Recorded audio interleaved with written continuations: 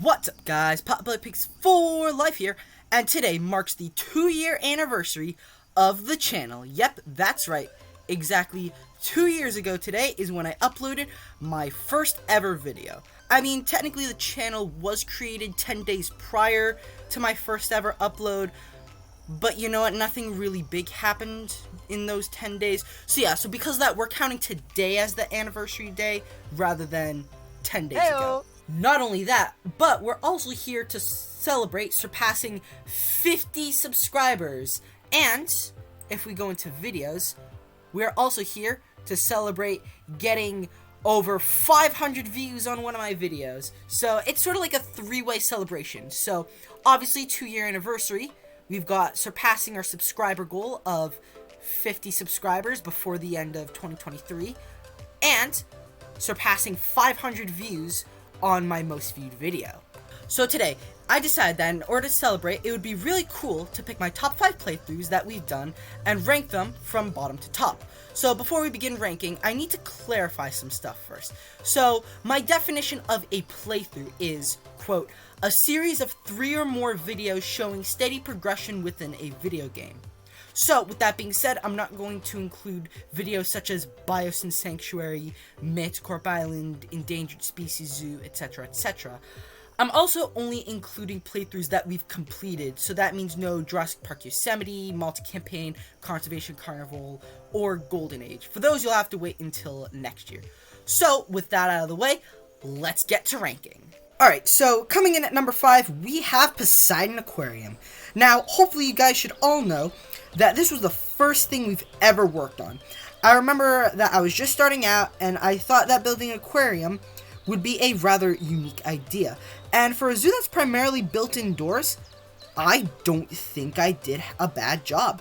However, while the zoo was certainly looking good, the videos were rather lacking in quality. At the time, all I was doing was cutting out parts that I didn't want in the video and calling it a day. There wasn't really any big wow factor in the videos. However, I am really proud with how this zoo turned out. And combined with the fact that this was my first ever series, places this playthrough at the number 5 spot. Coming in at number 4, we have the DFW base in Pennsylvania. So I began this series both as a method of tying up loose ends that were left at the end of Jurassic World Dominion, and as an excuse for myself to use some of the DFW buildings.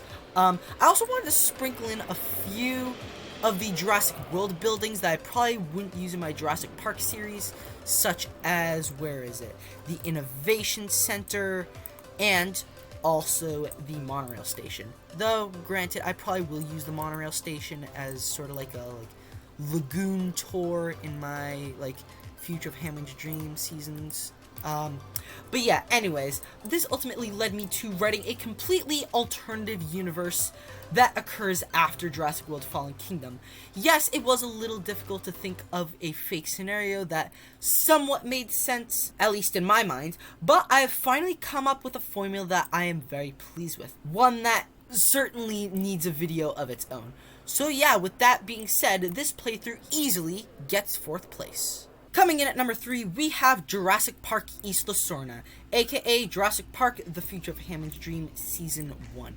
So right off the bat, you can see some new changes that I've made. So I've added in several remote viewing galleries, and I also changed up some stuff over here. Mainly, I added in a new aviary for the J-Holopterus. I changed up some enclosures, like this is the new Sarcoleptes enclosure. I got rid of one of the lagoons, and I combined the Plesiosaurus and Ichthyosaurus lagoon, moved the Liopleurodons, and I added this enclosure for the Loricatosaurus and the Compsognathus. So this was one of my first times being able to just enjoy park building without having to deal with the stress of storms and dinosaurs dying and money restraints and all that other stuff. It was also my first time being able to build in Sandbox using the Jurassic Park buildings, because I never ended up getting the Return to Jurassic Park DLC in the first Jurassic World Evolution. Because of that, this playthrough rightfully earned itself the bronze medal. Coming in at the number 2 spot, we have Augustus Zoo. This zoo originally had quite a bit of lore attached to it, dating back all the way to the Roman Empire shortly after the rise of Christianity. However, I now realize that nobody, not even myself, realizes that there's a lore to this. If you want the full details to the lore, make sure to watch the full tour that I made after completing the zoo. I'll put the link in the description. But yeah, after countless hours and a few updates later, this zoo is looking better than ever, especially with the latest update where we heavily reorganized the whole African safari area. Speaking of, I also really enjoyed using all of the unique African animals that are in the game.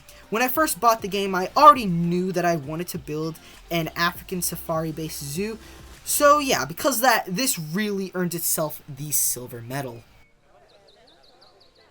Before we get into the number 1 spot, I just want to give an honorable mention to the Minecraft Swamp Village that I built. This was the first ever Minecraft series that I made, and while it may not be a very original concept, I did have a good idea with building most of the houses on stilts in the water.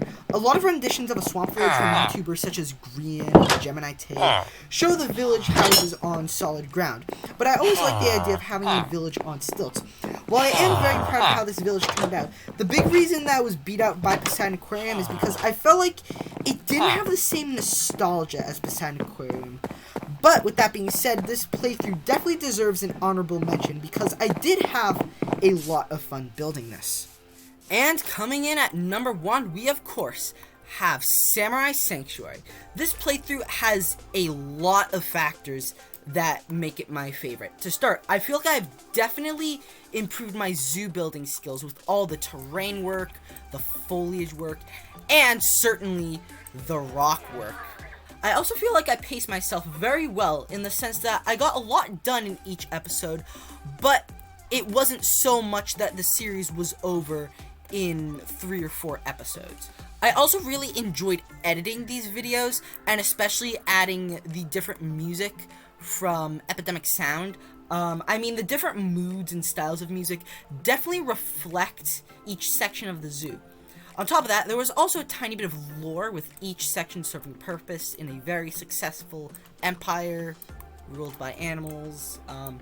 But yeah, so anyways, I also have to say that I really enjoy like East Asian architecture and culture, so it was really fun to build a zoo inspired by that culture and also by the Kung Fu Panda movies, which are probably some of my favorite animated films. So with that all being said and done, this series undoubtedly earned itself the gold medal. And that's going to wrap up today's video. Before we end, I just want to say thank you guys so much for all the support over the past 2 years. By simply taking the time to watch my videos, you are really making my whole day. It truly does mean so much to me. Also, now that we've reached our goal of 50 subscribers, I think it's time for a new goal. I think that I'm going to bump the goal up to 60 subscribers by the end of 2023. We're currently at 51 subscribers, so I think we can easily achieve 9 more subscribers in 5 months' time.